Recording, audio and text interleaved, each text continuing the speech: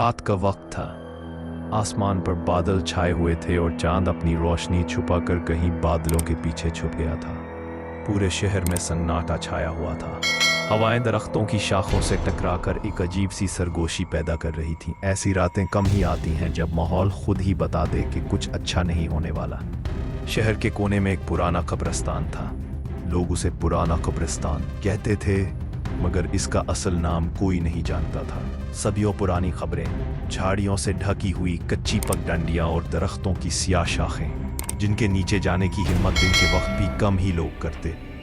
रात का आलम तो वैसे भी और अलग होता है।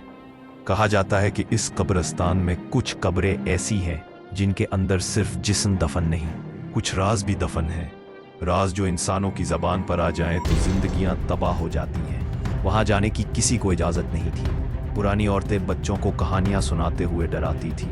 इस कब्रिस्तान में जो रात गए गया कभी वापस नहीं आया। मगर जैसा कि होता है, हर शहर में कुछ लोग ऐसे होते हैं जो दूसरों की ममानियत सुनकर और भी बेचैन हो जाते हैं। ऐसी ही एक शख्सियत थी सलमान। सलमान एक आम सा नौजवान था। दोस्तों के साथ घूमना, रात देर तक बैठकें लगाना और सनसनीखेज कहानियां सुनना उसका शौक था। मगर उसे अपनी बहादुरी का बेजा गरूर भी था। उसे लगता था कि ये सब बातें सिर्फ डराने के लिए बनाई गई हैं। जिन, भूत, आसेब, सब बकवास। एक दिन वो और इसके दोस्त बैठे हॉरर कहानियां सुन रहे थे। एक बुजुर्ग ने उसी कब्रिस्तान का जिक्र किया। बताया कि पिछले कुछ सालों में जो भी वहां रात गए गया या तो लौट कर नहीं आया, और अगर आया भी तो पागल हो चुका था। उसकी आंखों में वहशत बसी रहती और जुबान पर एक ही जुमला, वहां मत जाना, वहां मत जाना। सलमान ने हंसते हुए कहा, मैं कल रात उसी कब्रिस्तान में जाकर दिखाऊंगा। सब दोस्त चौंक गए। कुछ ने रोका, कुछ ने डराया, मगर सलमान बाज ना आया। रात के 11:30 बजे वो अपने घर से निकला। पूरा शहर नींद में डूबा हुआ था। सड़कों पर कहीं कहीं कुत्ते भौंकने की आवाजें आ रही थीं और हवाएं दरख्तों के पत्तों में सरगोशियां कर रही थीं। सलमान दिल ही दिल में मुस्करा रहा था। उसे लगा कि ये सब तो बस माहौल का हिस्सा है, जो डरपोक लोगों के वहम हैं। कब्रिस्तान के पास पहुंचते ही फिजा का रंग बदला। ऐसा लग रहा था जैसे सब कुछ अचानक खामोश हो गया हो। न कुत्ते की आवाज, न हवाओं की सरसराहट।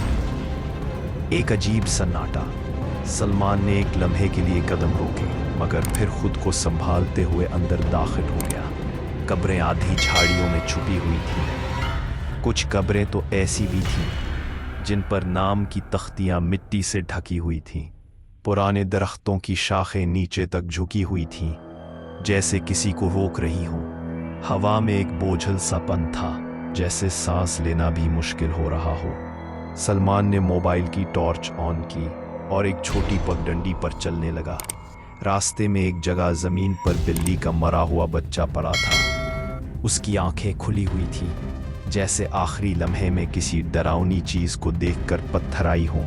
सलमान थोड़ा सहम गया, मगर खुद को समझाते हुए आगे बढ़ गया। चंद कदम और आगे बढ़ा तो एक पुरानी कब्र के पास रुक गया। कब्र की मिट्टी ताज़ा लग रही थी, जैसे किसी ने हाल ही में खोद कर दोबारा बराबर की हो। और सबसे अजीब बात, उस कब्र के कोने पर मोमबत्ती की बुझी हुई मोम पड़ी थी, जैसे कोई वहां कुछ करके गया हो। अचानक हवा का एक झोंका आया और सलमान की टॉर्च बुझ गई। हर तरफ घप अंधेरा की कोशिश की, मगर स्क्रीन बिल्कुल स्याह थी। ऐसा लगा जैसे सिग्नल नहीं बल्कि वक्त ही रुक गया हो। दिल की धड़कन तेज हो गई। अब उसे अपने इर्द गिर्द कोई मौजूदगी महसूस होने लगी, जैसे कोई सांस ले रहा हो, बहुत पास, बहुत करीब। और तब कब्रिस्तान के एक कोने से हल्की हल्की सरगोशियों की आवाजें आने लगी। आवाजें जिनमें अल्फाज समझ नहीं आ रहे थे, मगर अंदाजा हो रहा था कि कोई बुला रहा है। सलमान ने जोर से आवाज दी, कौन है? मगर कोई जवाब ना आया। सरगोशियां और करीब आने लगीं और अचानक सलमान के कदमों के नीचे जमीन थरथरा उठी। कुछ लम्हे के लिए उसका जिस्म जैसे पत्थर हो गया हो, और वहीं उसी लम्हे कब्रिस्तान के एक दरख्त के नीचे किसी की परछाई हिलने लगी। कौन था? क्या वो इंसान था या कुछ और? ये जानने के लिए इंतजार कीजिए भूत डायरीज की अगली किस्त का।